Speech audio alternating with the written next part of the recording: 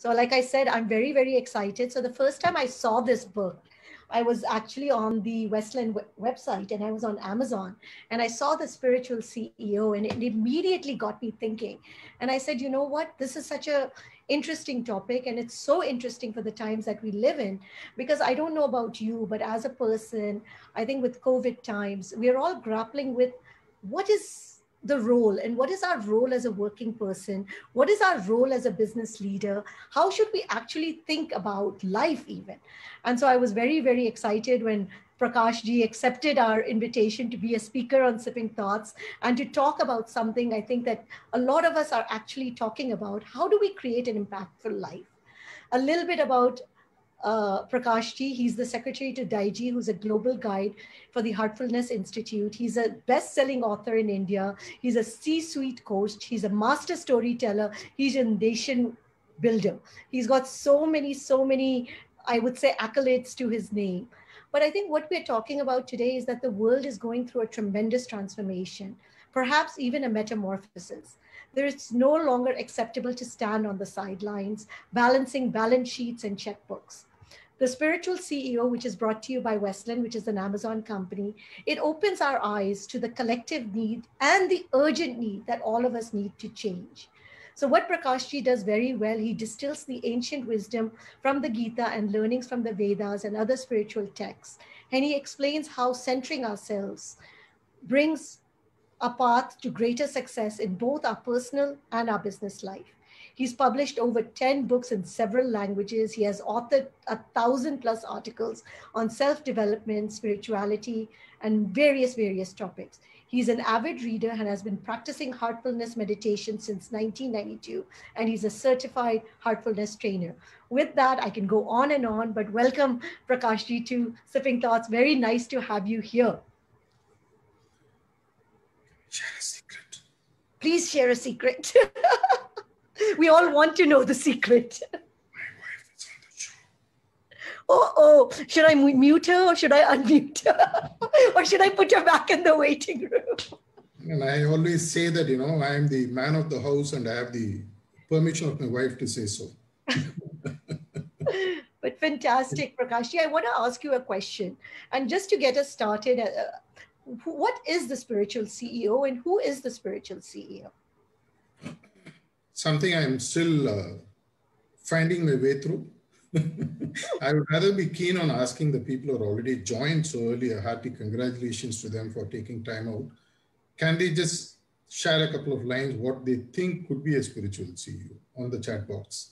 And then maybe, I'm sure that many of them know the subject equally well in their own way. They take to the chat box, maybe I can check out what they have to say, and from there we can pick it up. So we would love for your voice to be just a little bit louder. Okay, the first one was deliberately low. Because you were telling us the secret. Yes. All right, Sunita says a CEO who has balanced and a well-regulated mind. Vinita says one who has control over his or her life. Divya, who realized or found his or her life purpose. Okay. One who can control emotions, says Amelia. Nice. Naveen says successful in all spaces of life. Good. So before we actually look at who is a spiritual CEO, maybe a relevant question for us to ask, where all do the spiritual CEOs exist? Because some of the participants may be wondering, what has a woman participant, maybe a homemaker, have got to do with a topic like a spiritual CEO? I still remember a feedback I received a few weeks back, which I think I shared with you also. One of the reader who is a homemaker who read it wrote to me saying that, Prakash, why do you wrote it? Why did you have to choose the topic spiritual CEO? It's actually meant for everyone in the world, because all of us have that responsibility that you have mentioned in the book. If you look at it, I'm talking about people being responsible and moving themselves to a higher purpose, looking beyond just a material existence. So anyone who is doing that work, they're everywhere. And everyone who is doing this is a spiritual CEO in the making, in my view. And as we women say, we are the CEO of the homes, you know. So no matter how you slice it and dice it. But Chief what enablement officers. Without them enabling, where will I be? the second question I want to ask you, because we are going through a lot of tough times and you do coach a lot of people, what are some of the biggest issues that you are seeing right now in these times? See, in these times, as well as in the times preceding the pandemic, the biggest challenge I've seen, whether it's a male CEO or a female CEO, has always been what I call as crisis of confidence. I was recently reading an article on forwarded in WhatsApp, a very, very poignant one, where someone is counseling someone who has attempted suicide. He is asking what all ways in which you can commit suicide. And then this person lists about 8 or 10. He says, that's all you have, only 8 or 10 ways of committing suicide and giving up your life. There are thousands and thousands of ways in which you can actually live better. Why don't you look at it? And then the story goes like that. I've always seen that everyone has what it takes to be really super successful in life. What stops them is the lack of belief. And that's where truly the coaching that I do or many of the people do actually gets in. Helping them to get the belief in themselves that they are cut out for something much bigger in life. Like the story of Hanuman, where Jambavan had to tell him that you are great, jump. And then the jump happened. Fantastic. I mean, that is a good way. I do believe that this confidence definitely is holding us back. But with that, I know everybody is excited to get into this session on how we can live more impactful lives. I turn it over to you. Okay, let me start with a very, very short anecdotal story, which maybe dates back to yesterday. If you had maybe seen me in the morning of yesterday, maybe you would have been reminded of the character called Goldilocks, long of plaited hair and things like that. And when my wife saw this, she told me that you are not going to land up in front of a camera like this. She did something which she hasn't ever done to me. Of course, she has done it to my daughter many times. She did something in several years of marriage. For the first time, she took scissors and gave me a haircut. What you see right now is a face which looks much more lookable. Thanks. And that reminded me of the pride that women take in being part of everything and taking ownership. I always tell people whenever I do sessions with women, not to make them feel good, not to make them sort of butter them or whatever. Men actually are, if you really look at it, many of them, at least many of them, not all of them, many of them are unidimensional. Their requirements are very restricted: money, power, a few gadgets, and that's it. But if you look at women, they truly are multidimensional. And when it comes to multidimensional, many times when I speak to women, the self-esteem with which they look at themselves, which to a great extent has been shaped by the society itself. Unfortunately, at least in this part of the world, I mean, I don't know how the Western world looks at it. Here, at least, their self-esteem has been shaped by the people who are around who just treat predominantly, I'm sorry to say, but predominantly they're treated as people who do the household chores and just hold up. But imagine for a moment a world for 30 years without women. What would happen? The consequences are there for everyone to know. It is said that if you want to completely stop the population growth or even intellectual growth, take women away from the planet for 30 years. And when you come back, you'll have nothing in the world. That is the impact that actually women have. And as at least a man, that's one thing I have taken upon myself whenever I meet women, those at least who know me, who are part of even this session, who have taken the time out to log in, those who know me know that I walk the extra mile to give them a lot of confidence, because the kind of stress that they go through because of one single factor of not being physically strong as compared to men. Many things that they have to go through is something really, when I wrote the spiritual CEO, it was not, even in the introduction of the book, I have made it very clear it is gender neutral. But for the sake of discussion, I kept it he or she wherever it goes. If you really look at it, they are the ones who are going to create an impact. And that's why I made the topic, of course, based on discussion with you, create an impactful life. But before I jump deeper into that, I would like to ask the participants to take to the chat box. what would impactful life mean to you? Would you mind just sharing a few thoughts in the box before I dive deeper into the subject?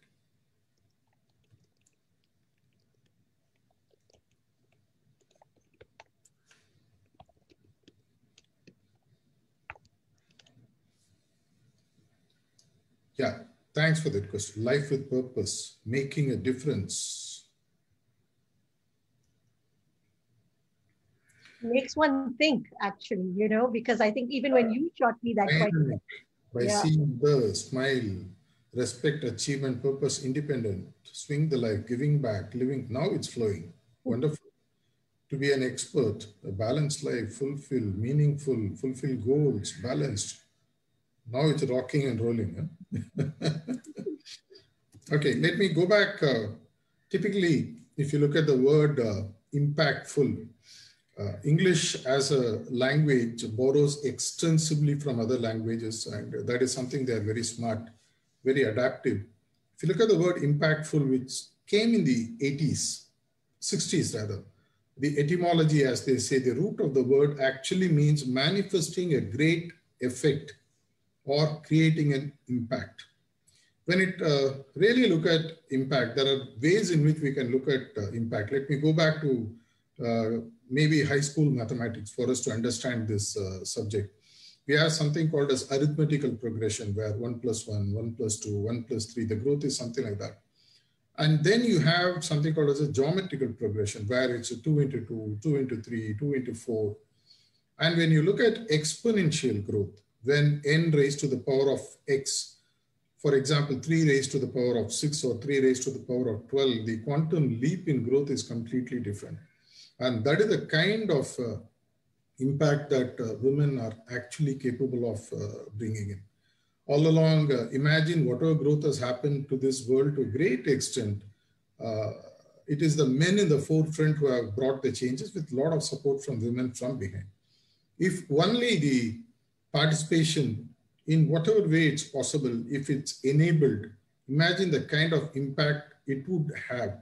And unfortunately, if you look at the world that has been given to us in the last 200, 300 years, ruled by men, predominantly, I am not ashamed to say this in spite of being a man, it's predominantly, if you look at, why did I say unidimensional in the beginning?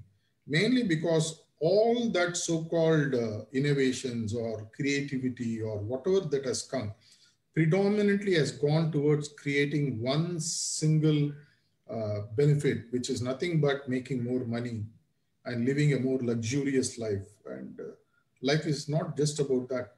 If you look at any woman I have seen in my life, many of them have more than at least 3, 4, 5 talents. If you take my own family members, my wife has about 8 or 9 facets to herself, whereas I maybe have just 1 or 2. I write books, maybe I give talks, that's it.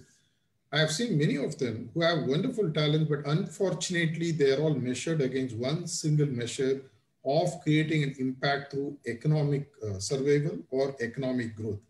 And hence, when you look at a topic like spiritual CEO, you are looking at allowing a person abundant growth, male or female, in areas that were never, I'm not saying that all these are not already happening, but they're happening so less that they don't get noticed at all.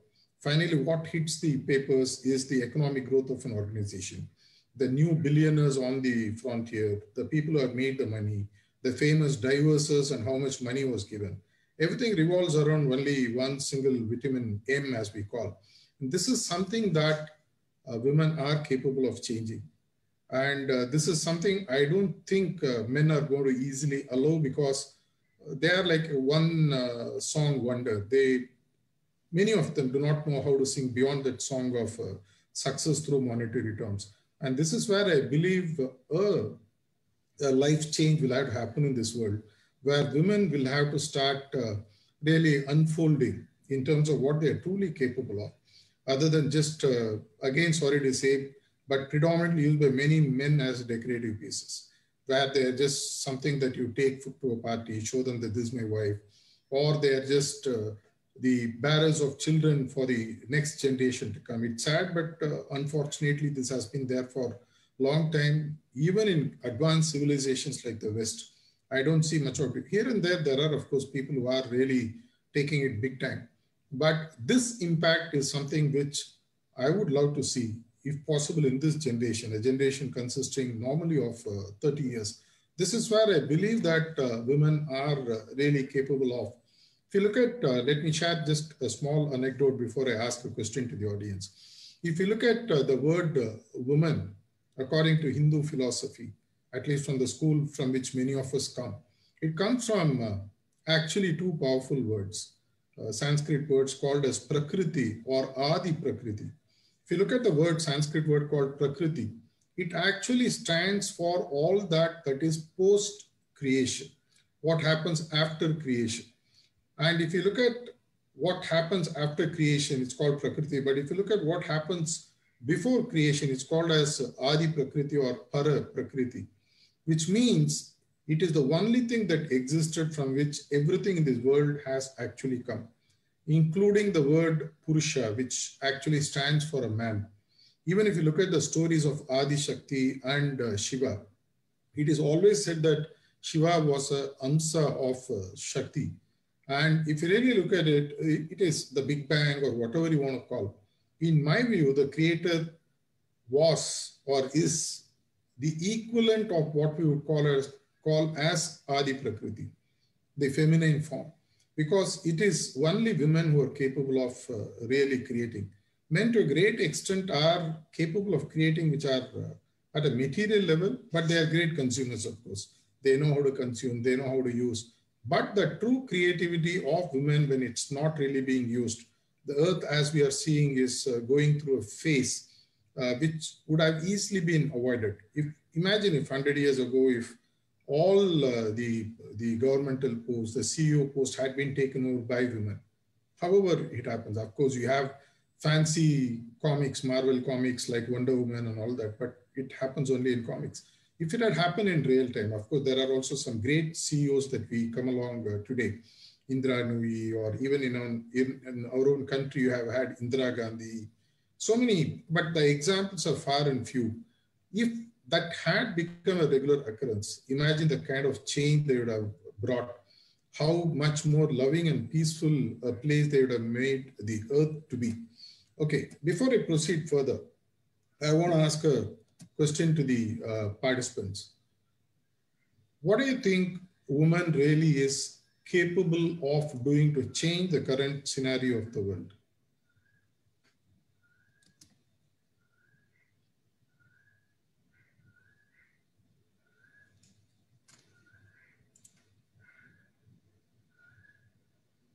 Got everybody thinking.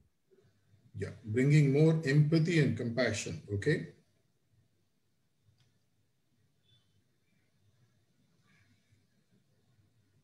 Can we have more responses? Prayer, okay? Compromise, show patience. They're capable of raising children to be compassionate human beings, keeping the family moral high. Magnanimity. Leaning with empathy, now it's flowing here. Women are unique to bring a change in this modern world, helping children to balance their emotions, okay? Wisdom, good. If given a chance, they can bring change, like for people as I think that they are multitasking, good. They're capable of doing anything. She puts her mind to, instilling strength and courage, good. So if you really look at impact, it normally boils down to 2-3 factors which are essential. To create impact, one, you have to create, you have to innovate, and you have to manage change. The three women are more adept at doing. Let me share why. Those who have studied the topic emotional intelligence might know the term amygdala hijack. Amygdala is said to be part of the primordial brain, which actually ignites the sense of survival. Whenever a situation threatens you, which seems to consume you, you tend to fight back. Normally, those days, it was reserved for animals hunting down humans, and when they were asleep or when they were being badly outnumbered, even if they were not conscious, maybe they are sleeping, amygdala takes over for them to fight or flight. And this is the fundamental difference. Unfortunately, even today, men, almost all of them, you can say, with the exceptions of a few here and there, they all look at life as a fight or flight approach. The fight or flight approach predominantly stems from the factor of survival, which is boosted by our ego. And men having loads and loads of it typically tend to look every situation as a fight or flight. If they find something where they believe they have upper hand, they go and fight, go for the kill, as they call. Even in corporate life, that's what happens. Growth is supposed to be made over mentally dead bodies, morally dead bodies. Or they fly, take a flight. When they find a superior opponent, they run away. But science has proven recently, I was reading a research paper which was somewhere in the late 90s, which is slowly gaining momentum, that women are actually completely differently wired when it comes to a survival situation. They are supposed to have two factors as compared to men who have fight or flight approach, which is nothing but what they call as a tend and network. Completely different response system as compared to men. Tend and network are two things that women normally do when they come to a survival situation. Tend means attending to the situation and seeing what needs to be done, which is more responsive and not being reactive. The second is women are very powerful networkers. Why do they network? Because that is something that they have to do to ensure that the situation or the person who is your enemy or the so-called attacker is brought into fold as a friend. After all, if you had looked at even the IPL matches of these days, 10 years back before IPL, all test playing countries, the aggression on the field was so palpable. But post IPL, since they all share maybe the same place, whether the hotels or the dressing room or whatever you want to call. Nowadays, you don't see that. In fact, a lot of banter is there. Women are very good at networking and getting into situations, quickly converting any situation into their advantage. This is something which differentiates them. Plus one more thing. I mentioned that men are consumers. They consume anything, whereas women by default are designed to give. Whether it's knowledge, whether it's love, whether it's compassion, whether it is food, either as a mother or as any other form that they take, normally their first response is always to give. And unless you are ready to give, innovation or creativity or change is not something that is going to happen. And without creation, innovation, and change happening, any impact of substantial change, which would take you to a geometrical progression or what I mentioned about exponential growth, are not going to happen. And that is something that unfortunately today is being seen as a weakness. Many organizations I have consulted, I have coached, whenever I speak about women being brought to the top, the first reservation which comes from the top level, who of course are predominantly male, no, yeah, they give in too fast. You know, they don't know, they are not tough negotiators. They are very weak. They forget that compassion and love have a long-term impact on people. If I ask you, tell me 5 or 10 people have impacted your life, you're not going to surely recall Sachin Tendulkar or Virat Kohli or maybe Aishwarya Rai or whatever. You are going to recall your uncle or your aunt or your school teacher who impacted you emotionally, because that's what actually lasts long. Today, if you are going to give your life for someone, it will be for someone who has given their life to you. It's all right for us to take photographs and put selfies saying that in the airport I met so-and-so. But really, when your heart goes out, it goes out to people who have really stood by you in the worst of situations. And that is what women are capable. And that's why they are the most influential people in the world. Even if you look at governments, even if you look at many of the corporate CEOs, I have personally seen that many of the major decisions made are more or less influenced by their spouse in a moral and ethical way, not as they project in many of the mega series that you watch in movies or in televisions. But they are the people by their ability to be giving, they convert their weakness into greatness in the longer run. How many of you can say that I don't like my mother? How many of you can say that I don't like my sister or my spouse? I mean, being a man. The same way, women are meant for greatness in the longer run. But in this short-term focus where we are purely looking at profits and profits and profits, many times the long-term impact of what a woman is capable of really making is almost forgotten. So I have a question now to the participants.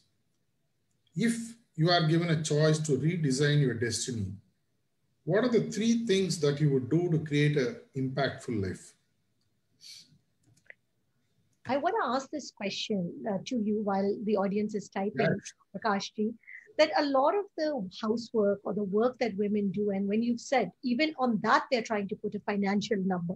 So what do you take of that? You know, because they're saying that until we put a financial number on even the housework that a woman does, she will not be valued. It's unfortunately true. But just because, let me ask you, till Galileo, at least, of course, our Indian saints have found it out long ago, till Galileo or Copernicus said the earth is not flat, it's round. People are still believing it was flat, and at some point of time, you'll follow the sea and you'll disappear. So it's a mindset change that has to be brought. At least the pandemic has taught us one thing for sure: money doesn't matter. Not beyond certain things, yes, to buy your groceries, maybe going out on a holiday. Nowadays, what is the holiday? Between bedroom and your office room, and that's all you have. People have now understood, thankfully, though I hope it's not a short-term memory, where you just remember that nowadays, at least in spite of all the stress, people talk about bonding with the family. They spend more time. They have understood that money doesn't make much of a difference. And the spiritual CEO actually works on that fundamental premise of purpose over profit. In the longer run, it does make sense, but people have myopic view, but people will change slowly. So a lot of answers have come in terms of the 3 things. Set goals, achieve them. Okay. Listen more to me, late mother. Be more aggressive or bold. Have a clear picture. Respect, care for, and value yourself and self-sufficient. Okay, I have put together about 9 points for the viewers today, specifically coined for women, which I have shared with several forums in different ways, but I'm giving you in a very simple format. If you have pen and paper, take it down and write, or maybe play back the video on YouTube channel later on the Sipping Thoughts channel and have a look at it. The 9 tips go like this. Point number 1, lead one day at a time. If possible, focus on 15-minute chunk in your life. One thing I always tell people, which now I think I have understood, everyone has understood. Death is anyway going to catch up some point of time or another. These days, it seems to be happening sooner than later, thanks to the pandemic. Don't worry about it. If the date is written, you may not see it, but the Creator will come and take it. So focus on living, not about what's going to happen when I grow old and things like that. So coming back to point number 1, simple one. Lead one day at a time. Take 15 minutes chunk. Give your best. Don't worry about what happens later. And repeat. Point 1, what I said. Point 2, focus on having purpose, live by values and efforts. Focus on a purpose. Why am I here? Once you find it, you will see a tremendous amount of change in the way in which you look at people, the things, the world, and not be driven by results. Unfortunately, whatever little bit I have seen in the world, 97 to 98% of the people whom I have met do not seem to have a purpose. The big question, what we call as a why. Why am I here? Point number 3. Focus. In this book, Spiritual CEO, I have written in detail about this, what I call as lead indicators and lag indicators. Lead indicators are, very simply put, the efforts. Lag indicators, very simply put, are the results. The same thing what maybe Lord Krishna taught Arjuna. Shoot the arrow, don't worry about what happens. If it is already pre-written, you will get it. Doesn't mean that you compromise on the efforts. You give the best. The fruit will not fall off the tree on your lap. You still have to shoot the stone or the arrow. Whether it gets the fruit in round 1 or it misses may not be in your hands, but the efforts still are yours. So even in corporate life, point number 3, focus on what we call as lead indicators, not on lag indicators. Point number 3, what women actually are very good at. Be a professional listener. You're already wired for it. If you remember the book, many of us might have read 15, 20 years ago, Men Are From Mars, Women Are From Venus. You will know that women are designed to listen because their focus of life is from heart. Men's focus of life is from the mind. Hence, they are fine-tuned to listen. Listen more because that's something that today people need. The coaching that I do, many times, if I spend half an hour, 25 minutes is about listening to their challenges and issues in life. How somebody is suffering from COVID, what kind of challenges they're facing, how they don't get their food on time, things like that. Many times, 80 to 90% of the time, by sheer listening, the load in the person's mind gets off. They get it off the chest, as they say, which are good at. Keep doing that. Point number 5, be curious about life. Many times people continuously live in denial and in fear. The more curious you are, the more it unfolds. Like a beautiful photograph which is hidden in dust. All it needs is for you to clear the dust and you'll find the photograph in its original glory. And that needs a lot of curiosity. So be curious about life. Not inquisitive, but be curious. Point number 6, practice extreme compassion and forgiving. These are 2 factors which I have learned through the practice of heartfulness meditation, which I have been practicing. You can visit the site heartfulness.org for you to learn about how we meditate, how it enhances your ability to be compassionate and be forgiving.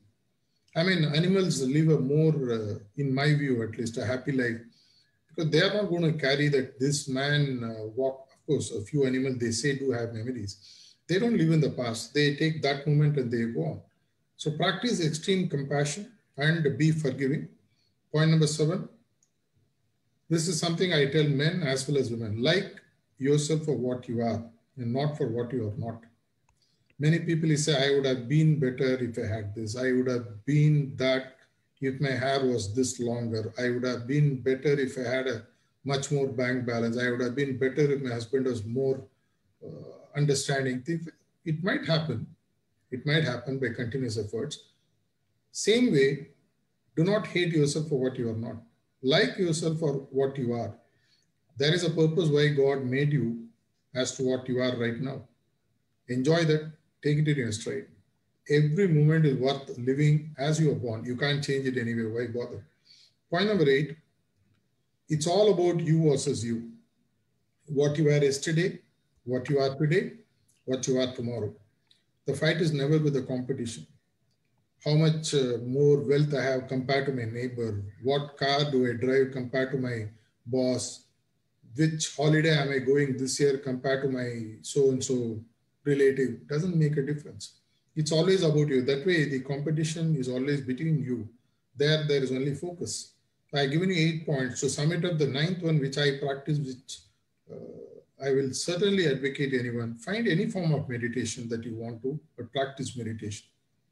The more you are able to practice meditation, you may not overcome problems in life, but you'll find one thing for sure. Your attitude towards handling problems would have dramatically changed. You will see God's plan in a better way. Without questioning, you'll be able to cheerfully accept.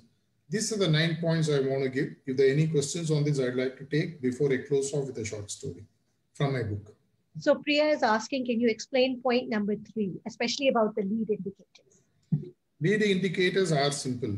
For example, I have been given the assignment of building a house.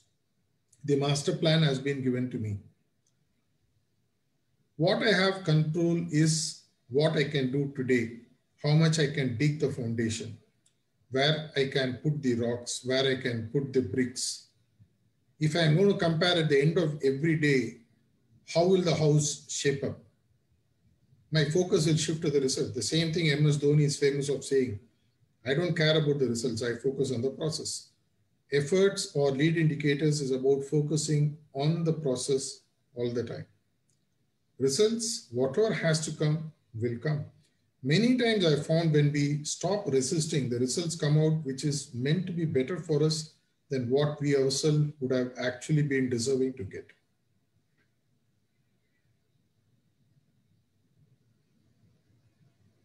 Are there any other questions you want me to answer, or can I go with the story? I think that was the question that came. Go ahead. Okay, this is a story which is there in the chapter 9. This is a topic which I close off in the book, The Spiritual CEO, called the Terra Firma, or the firm ground. There are 3 stories there I recite. The third story, which is my favorite one, the story of Nala Damayanti from the Mahabharata times. He is the king of the Nishada kingdom, and is known for his skill with horses, other than, of course, his culinary skills. And then he gets into Swayamvar and then gets married to the lady love that he loves, and she likes him too, the Damayanti. And unfortunately, during that same Swayamvara, the Lord Kali also comes there, and he casts his eye on Damayanti. He wants to get married, but somehow she doesn't choose him. And one after another, the whole thing unfolds. He gives him a curse. In less than 12 years, Nala loses his kingdom in a battle of a dice game with his own brother. And Damayanti goes with him to the forest, and he doesn't stop there. One after another, one after another. It's a long story. I'm just paraphrasing and giving you the substance of what they go through. Both of them do not lose faith on each other.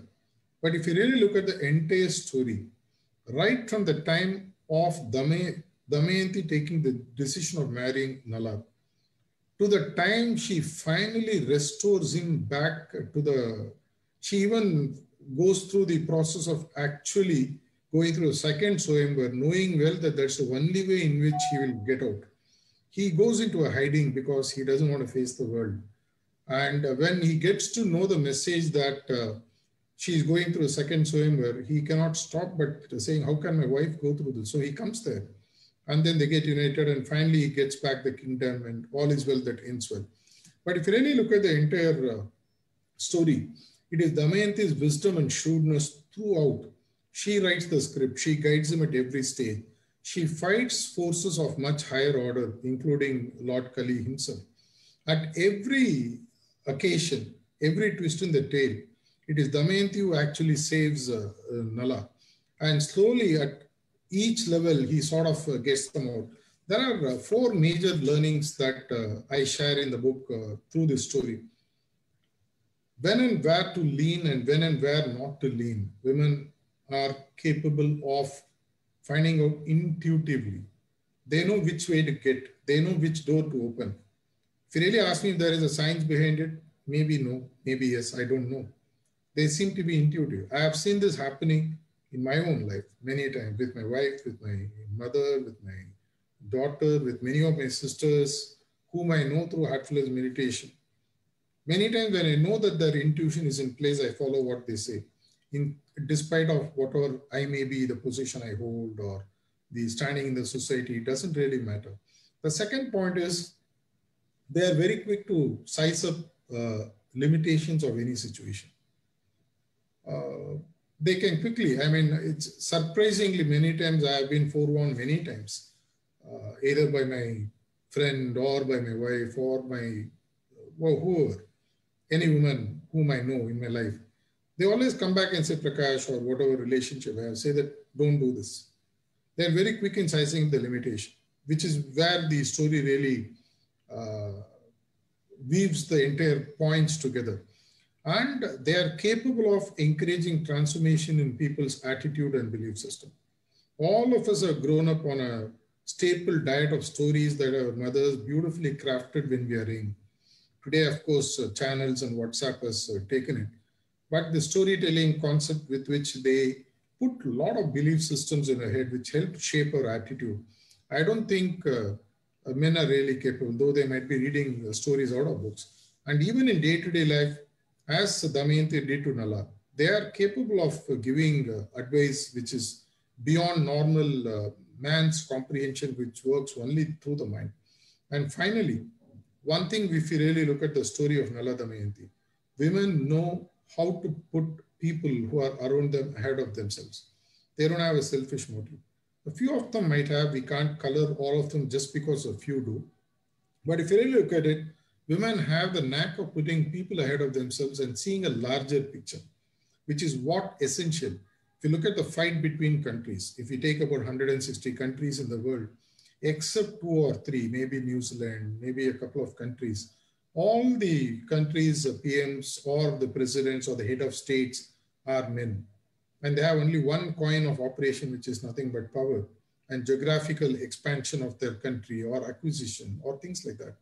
Whereas if women had been ruling, which I mentioned in the beginning of my talk also, they would have created the complete game plan where we wouldn't have so many borders today dividing countries. We would, in fact, I was reading a book which spoke about how the future unfolds. In that future, predominantly what they call as the presidential council consists mainly of women. And they rule the entire world. They don't rule, they rather govern the world through love and compassion. These are 4 things which the story really weaves beautifully. And they are good at not commanding and empathizing. They are good at focusing and elevating others, which men normally don't do easily. And despite of doing all this, I have spoken to many women. Heart of heart, they all know that they are far superior to men, both at the home front and in the corporate levels also.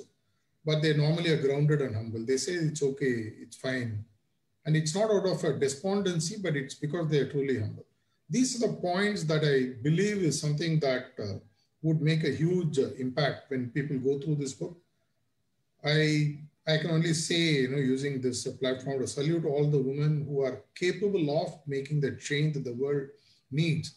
And that CEO is not necessarily a person who heads the organization. They are the ones who head the family also. When they are looking at a larger cost and not looking at a very narrow cost, they are going to make the change. With that, I give it back to you for hosting a few questions. Absolutely, sir. One question I will ask you as soon as I open it out to also. So one of the things, especially in the corporate world, and when we come back to that, a lot of the traits for success are male-dominated traits, right? And most of the women feel that if we don't adopt those male-dominated traits, such as aggression, power, whatever, we cannot be successful because that is what you're rewarded for. How does a woman manage that? See, recently I wrote an article called Minority Leadership. Everything that was changed in the world, every big shift that happened in the world, initially there are hardly 1 or 2 people who believed in it. And that belief and conviction over a period of time had a snowballing effect, a ripple effect. And then the world started embracing those changes and everyone started believing it. It's a question of time. I firmly believe that women will have to stand up more lovingly, but more aggressively to share their views. At least keep sharing your thoughts. Write blogs, write to the government, get into channels, talk about it, make YouTube videos. Slowly, I mean, you know how to win the game. The world needs women more than men today because that's why women has men inbuilt. Men without a W is of no use. We'll take, I'll just take Pankuri's question. How does someone find purpose? Meditate. Are we going to a rapid fire round or subjective? No, this is Pankuri has asked this question. So I always keep asking. The famous Sanskrit word, there is something called as enati, not this, not this, not this. Anything in my view which is materialistic in nature is not the purpose of it. We need to earn money. We have to make those millions or billions, whatever. Divya, I think you have some background noise. I'm just going to mute you. When I take your question, I'll unmute you. Go ahead. Yeah. So if you really look at it, material living is essential, but normal purpose comes from beyond that. For example, after you leave the world, what will you be remembered for? Will you be remembered for the bank balance that you had? Even you won't remember what it is. But for example, you write a book or you leave certain thoughts in YouTube. I tell people, whatever you know, record one video every day, put it in your own channel. People will someday find it out. Bring some positive change in 5 people, 10 people in your street or in your block and see the chain effect it brings in. When you're able to look at leaving a legacy that itself can, rather than instead of asking what is the purpose, Ask yourself, what legacy, however small, however large, what legacy can I leave behind in this world? That might help you find the purpose. So Maithili, I'm asking you to ask your question. Go ahead, Maithili. Her question is, I'll ask it on her behalf. What are your thoughts on the feminist movement? I would rather say that the need for either condemning MCP or looking at a feminist movement by itself both have a very narrow purpose. We are looking at integrating. Women are much more capable of integrating the. Have you ever thought, let me ask the person who asked the question a question. Have you ever thought at those 3.6 million species who are beyond humans ever? Do they have a voice? Are we not usurping and taking the planet and ensuring they're all finished off? Just because we have been treading on the planet for 300,000 years, does it give a right for us to finish every other living being on the world? Can we do something bigger? Women have that heart, men don't. Feminist movement, yes, but that's a very narrow purpose, but it's a good way to begin. So her question is, how do we stand up for ourselves and also take care of the bigger picture? That's Maithili's follow-up. Standing up has two aspects, one at a family level, one at a society level. At a family level, it is something that we all have to work out. In the current scenario where women are much more empowered because at least 60 to 70% of the women that I have come across, maybe in the rural, urban areas, it may be lesser, they're economically free. So they are capable of making themselves be heard in the family front also. It is in the society where today women have to voice their opinion, not get aggressive, but start sharing their opinions. See, whatever I feel like writing, I immediately take and write it in the blog, tell the world. Some point of time, somebody captures it.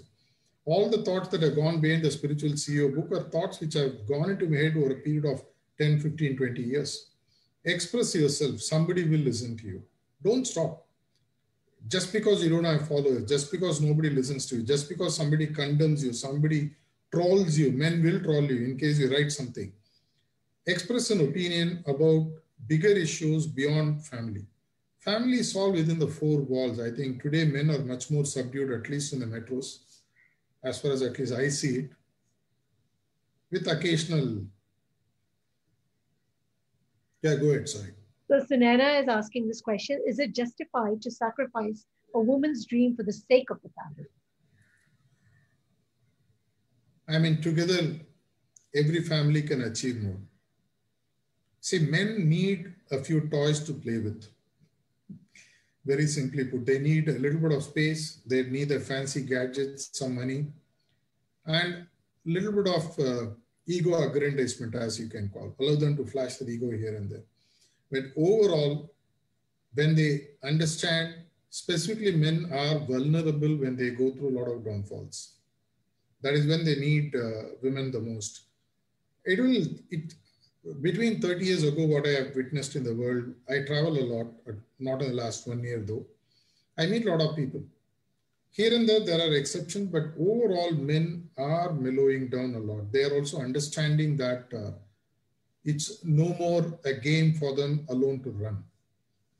Another 15, 20, 30 years, I'm very sure we'll be there. We are getting this question from Vinita. What about the retelling of our narratives? For example, retelling? Retelling of our narratives. Okay. For example, the Sita Yana. Can you rephrase that question? I don't get the point. That our stories have been retold. You know, a lot of stories about women are being told. Build your own narratives. I mean, the narratives that have been given to us are 5,000, 10,000 years old. If you don't like the narratives, right? See, even our own history books are not with the narratives which are accurate. We all know that everything that we hear could have been distorted, Create your own positive narratives which will help the world transform from just looking at materialistic gains and means. See, I already see it happening. The churning is happening heavily. being a writer, being a social observer, participating in multiple areas of improving the society on several fronts, whatever I can. I do see that the churning is happening, but the churning has to be positive. Otherwise, it will become a I versus you kind of a situation. Then that's not good for either men or women. But together we are bound to achieve greater heights, which currently we haven't yet explored, is my view. So Divya is asking, can you suggest some books to get motivated for homemakers? Look up at all my books. So all your books are motivating for homemakers, actually. Anything that changes your perception in a positive way is a motivating book. See, motivation, if you really look at it very simply, if you look at the definition, motivation comes from a Latin word which stands for maintaining force. That's all. And when do you need to maintain force? To move from where you are to where you want to go. That's all. So as somebody had put it in the chat box, you have to know what your goal is and you have to maintain the force to reach those goals. And motivation is that. Anything which helps you do that. It could be an art, it could be a scientific knowledge, it could be a management knowledge. Whatever helps you to keep moving towards whatever is your chosen goal is helpful for motivation. And hence, I said all my books.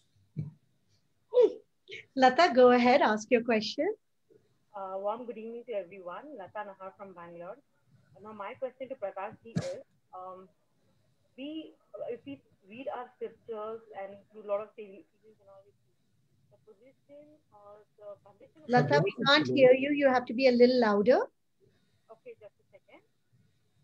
Okay, can you guys hear me now? No, you're faint, but go ahead. Okay.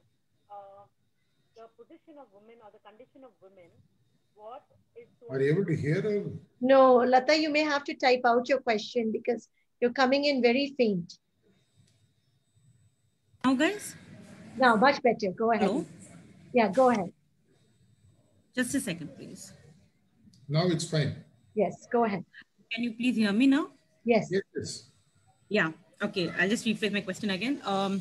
Prakash ji, it's like the condition of the women, what is depicted in our Ved Purans, and the way it's been shown in a lot of teleserials, movies and all, was much better. Women were very bold. Women were very brave. They were allowed to do a lot of things, what we are not allowed today. Now, the generation what we are today is shown more as women who's very helpless, who needs to keep fighting all the time to become equality with men. I personally feel that there's nothing called equality.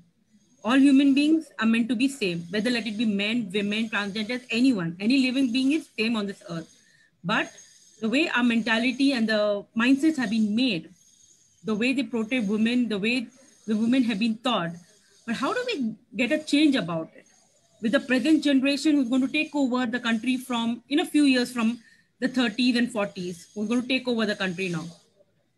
Let me answer it from a completely different perspective altogether. Say, for example, you are going in a road. There are 10 side lanes on the main road. And in the first side lane, say there are 100 people going in the road. 95 people have already gone into the side lane. They have completely blocked the full road. And all the rest of the 9 roads have the same view or the houses or whatever. The other 5 are entering the road just because they see this 95 standing there. They tend to get attracted thinking there is something there, so they have to get in there too. Forgetting that there are 9 roads ahead which are completely empty for them to occupy. I have to draw a parallel from there to the life of a woman. The capabilities and the skill sets that a woman has outweighs a man 10:1. And I'm not kidding. You read any book which has been written. Unfortunately, what happens is men have been smart enough, street smart enough to make women draw the battlefronts on areas where they're already occupied. For example, boardroom. For example, starting an enterprise. For example, becoming a CEO in an organization. Forgetting that there are 9 or 10 different avenues where women can make substantial changes in the world. Tremendous amount of changes. This is a topic which is worth writing 10 volumes of books about. areas where women say, unfortunately, it's like we are fighting for the same toy, forgetting that there are 9 different toys that are available which you can play with. Like kids, what has happened is men have successfully made you to have, at least temporarily, to have a horse blinder vision of looking at what they have and say that come and fight with me, come and fight with me. Yes. And what are women doing? They're going and fighting with them. And when you get into a fight with a person who's already muddied completely, at some point of time, you will get muddied and he will be enjoying the fun. Why do you get in there? Get into a different area. And for this, you need a completely, just do not fight men on areas, 1 or 2 areas where they are good at. Leave it. There are hundreds of areas where women are far, far, far superior. Far, far, far superior. You just cannot imagine. As I said, it needs about 10 books for me to write this alone. Thanks for triggering, maybe because I landed up writing. But if you start exploring there, you become, you see, men will be confused. Men cannot think beyond 2. I'm telling you, being a man, I mean, from the time of birth till now, I know for sure that no other way in which we can think. There are only 2, 3 things we think, period. Money, power, gadgets. And if you're young, maybe a person on the bed, that's all. What more can a man think? I mean, they're so straitjacketed, you are predictable. 99% of the male are predictable in terms of how they look at world. Leave them there like kids who are playing on some side street. Why do you want to go and fight with a pig? I'm not comparing men as pigs. But if you want to create your own game, go and create your own game. I will say that in front of men also. I know it's being recorded, it's going to be cast alive. And men will not have any qualms accepting. They'll say that, yeah, let them go and play elsewhere. Why are they coming and fighting with me? We'll take the next question from Anita. Thank you. Thank you. Go ahead. Anita, go ahead. Namaskar, Prakash ji. Namaste ji. It's lovely to listen to your thoughts. Thank you. I just have a question about your book. You said that your book is a collection of articles that you have written from the past 20 years. So how long did it take for your book to be published after you had submitted your manuscript of the Spiritual CEO to... Just a small correction. There's not collection of articles from the past. There's not collection of my thoughts from the past. Okay. I wrote the script in about 45 days from the time, see, just when the pandemic had begun. Yes. I knew that it's going to last for a little bit longer time. And I had been thinking of touching the conscience of people to awaken them to a higher purpose in life beyond money. There's something much higher, whether you find it through meditation or by being a spiritual CEO or whatever. And then the topic of the spiritual CEO came up. In about 40 days, I'd done the first manuscript. I sent it to a few publishers, and Westland Amazon was the first to pick it up. After the 3-4 months, it took them to touch it up, edit, go through the editorial process and all that. And normally when you are good at writing, it just flows. You sit there, it flows. For me, I don't write, I type. So it became much easier. I finished the first script in about 40 days, did the basic spell and grammar checks. Gave it a, you see, running after publisher is a time-consuming process. My first book came in 1998 and there were no takers, so it was self-published. In spite of it being self-published, I did whatever those days publicity was all about. I sold quite a number of copies, which got the attention of the biggest publisher in the world, McGraw-Hill. And then they bought the rights of my second book, which was published in 2001. And then slowly it went on. It will take time. If not anything else, today there are several self-publishing houses. They'll print you one copy and get an ISBN number, print one thing, it'll cost you a few $1,000. So what? At least a name will be there somewhere. You can say, I wrote a book. Sir, one question, at least my big takeaway, at least from reading your book, was this focus. And I come back to this question on profit and loss and monetary value. How can you suggest we change this mindset? Because more and more I see we are driven to that. How do we economically value the work of women? How do we economically value everything? Everything needs to have an equation of money and dollar signs. Would you be surprised if you say the syllabus has already been changed? Way back in 90s, some of the top organizations in the world came out with what is known as a corporate TBL or a triple bottom line. I have touched upon this in the book as well. A triple bottom line as compared to a single bottom line where they look at only profits. A triple bottom line, an organization is formed where the top level people focus on 3 things simultaneously. Profit is one, They call it as the 3 Ps or triple bottom line. Profit is one. The second, what they call as people. The third, what they call as planet. So which means a CEO or the top management has their performance weighed on 3 equal parameters. One is getting the profit. Second is managing the people who are part of the organization, taking care of them. The third is what we call the planet, from where I come from. For example, I run a bottling company. I tap water from the ground for me to make that. I have to do something to ensure that the place from where I come, the water is replenished in some way. So you give back to the planet from where you actually your sustenance comes from. This is where the spiritual bottom line takes a little bit of a higher approach to this, where you're looking at your purpose, being aligned to the organizational purpose, being aligned to a global purpose.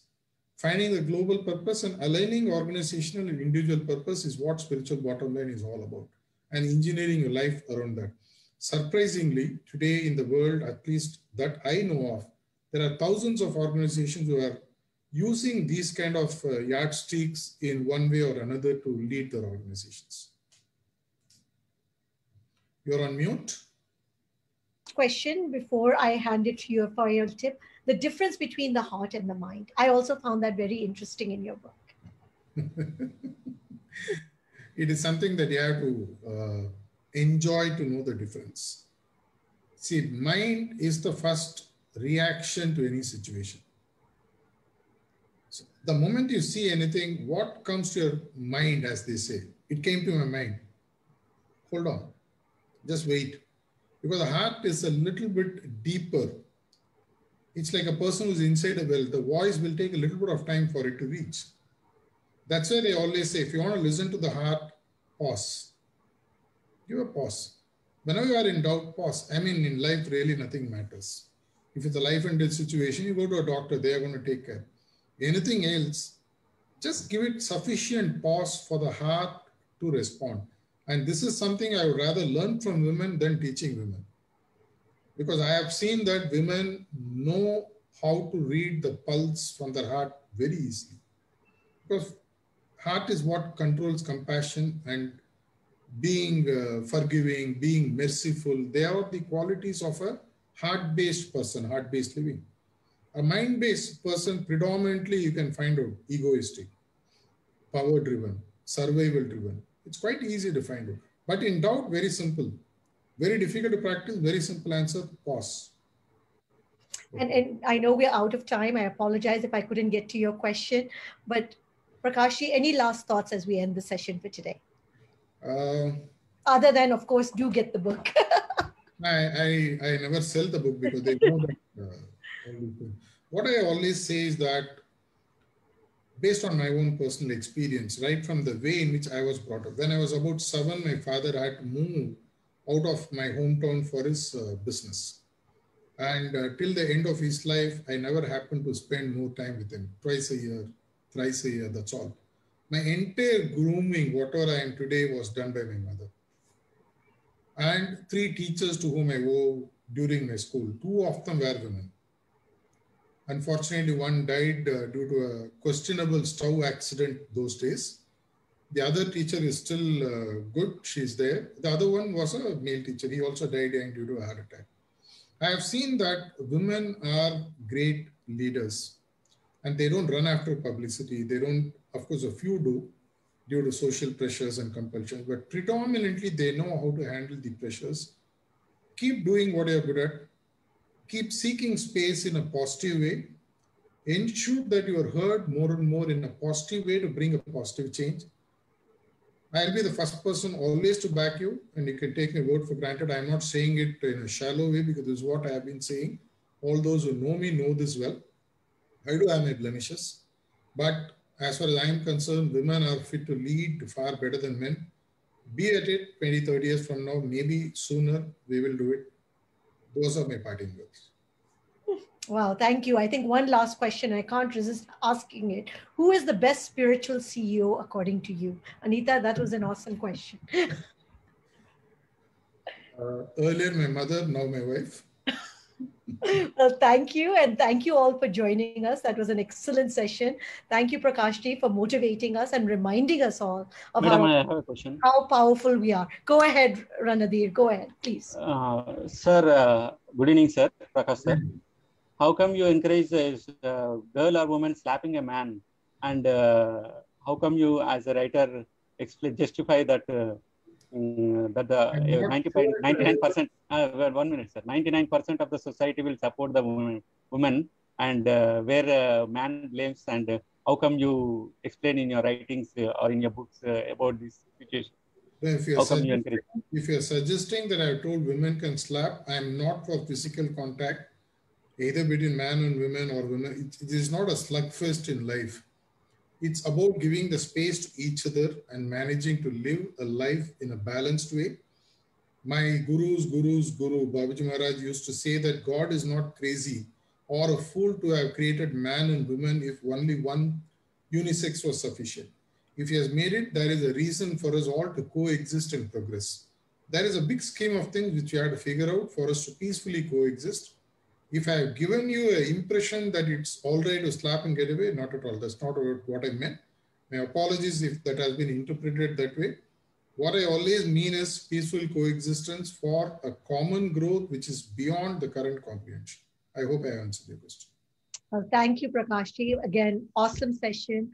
Thanks. I think a lot of people are saying very insightful. Salute to your perception of women. Beautiful and motivating. Thank you for understanding women. I think you made all of the Women's Day. I should have had you come on Women's Day. I would like to thank the woman on the screen, Sukriti ma'am. I would like to thank Sipping Thoughts, Westland Publishers, Amazon Company, and all the great women who have been part of my life throughout, who have kicked me or inspired me, kicked me in a way in which to make me better mentally, inspired me and brought me to where I am. There are many men who have played equal role also, not to write it down in any way. But thanks a lot for this wonderful opportunity. I hope to meet all of you someday in the future somewhere. Thanks a lot. Bye-bye.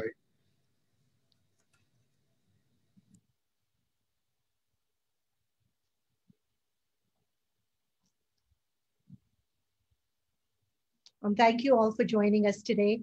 Lots of exciting sessions on Sipping Thoughts. And again, for this one, we have to specifically thank Amazon and Westland for making this happen.